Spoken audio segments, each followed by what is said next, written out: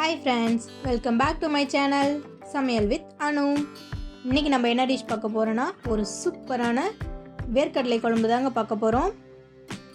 கறி குழம்பே தோற்று போகிற அளவுக்கு ஒரு சூப்பரான டேஸ்ட்டில் ஒரு வேர்க்கடலை குழம்பு பார்க்கலாங்க. வீடியோக்குள்ளே போகிறதுக்கு முன்னாடி நம்ம சேனலை இன்னும் நீங்கள் சப்ஸ்கிரைப் பண்ணலன்னா சப்ஸ்கிரைப் பண்ணி பெல் ஐக்கான் கிளிக் பண்ணி ஆல் கொடுத்துக்கோங்க. ஓகே ஃப்ரெண்ட்ஸ், இப்போ எப்படி செய்கிறதுன்னு பார்க்கலாம். வானலில் 3 ஸ்பூன் எண்ணெய் ஆட் பண்ணியிருக்கோங்க. எண்ணெய் நல்லா காஞ்சிருச்சு. இப்போ தாளிச்சிக்கலாம். கடுகு நல்லா பொரியட்டும். அடுத்து கருவேப்பிலை சேர்த்துக்கலாம். அடுத்து இதோட ஒரு 20 போல் சின்ன வெங்காயம் நல்லா தட்டி வச்சுருக்குறேங்க. இதை நான் கட் பண்ணல, வெங்காயத்தை அப்படியே முழுசாக தட்டி வச்சுருக்கிறேன். அதை எண்ணெயில் சேர்த்து லைட்டாக மிக்ஸ் பண்ணிவிட்டு பாருங்கள், ஒரு 10 பல் போல் பூண்டு அதையும் சேம் தட்டி வச்சுருக்கிறேன். சின்ன வெங்காயம் பூண்டு ரெண்டையுமே அரியக்கூடாதுங்க, தட்டிக்கணும், அவ்வளோதான். இது நல்லா வதங்கட்டும். பாருங்கள், நல்லா வதங்கிடுச்சு. பாயில் தக்காளி, ஒரே ஒரு தக்காளி சேர்த்து நல்லா இது கூட மிக்ஸ் பண்ணி விடலாம். எப்பவும் போல் ஒரு பிஞ்ச் உப்பு சேர்த்து தக்காளி நல்லா மேஷ் ஆகிற வரைக்கும் வதக்கிக்கலாங்க.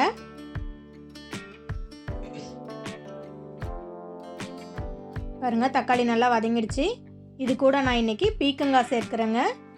இந்த குழம்புக்கு பீர்க்கங்காய் இல்லைனா அவரைக்காய் ரெண்டில் ஏதாவது ஒன்று சேர்த்துக்கோங்க. அப்போ தான் டேஸ்ட் நல்லாயிருக்கும். இந்த வேர்க்கடலை குழம்புக்கு இந்த 2 காய் தான் சேர்த்தணும். ஸ்பைசஸ் சேர்த்துக்கலாங்க. 1/2 ஸ்பூன் மிளகாய்த்தூள், 1 ஸ்பூன் மல்லித்தூள், 1/2 ஸ்பூன் குழம்பு மிளகாய்த்தூள், 1 பிஞ்ச் மஞ்சள் தூள், இவ்வளோதாங்க. இதை நல்லா ஸ்பைசஸோட பச்சை வாசனை போகிற வரைக்கும் நல்லா ஃப்ரை பண்ணிக்கலாங்க. பாருங்கள், நல்லா ஃப்ரை ஆகிடுச்சு. இப்போ தேவையான அளவு தண்ணி ஊற்றிக்கலாம். தண்ணி நல்லா கொதித்து காய் வேகட்டுங்க. அது வரைக்கும் ஒரு 10 நிமிஷம் நம்ம மூடி வைக்கலாம். இப்போ 10 நிமிஷம் ஆயிடுச்சுங்க. ஓப்பன் பண்ணி பார்க்கலாம். பாருங்கள், எண்ணெய் பிரிஞ்சு நல்லா கொதிச்சிருச்சு. காயும் நல்லா வெந்திருக்கு. இப்போ இந்த ஸ்டேஜில் நம்ம தேவையான அளவு உப்பு சேர்த்துக்கலாம். நான் ஒரு 3/4 ஸ்பூன் உப்பு சேர்த்துறேங்க. நான் குழம்பு கம்மியாக தான் வச்சுருக்கேன். இது நல்லா உப்பு சேர்த்து மிக்ஸ் பண்ணி விட்டுடலாம். மிக்ஸ் பண்ணி விட்டுட்டு அடுத்து இதுதாங்க மெயின் இன்க்ரீடியன்ட்.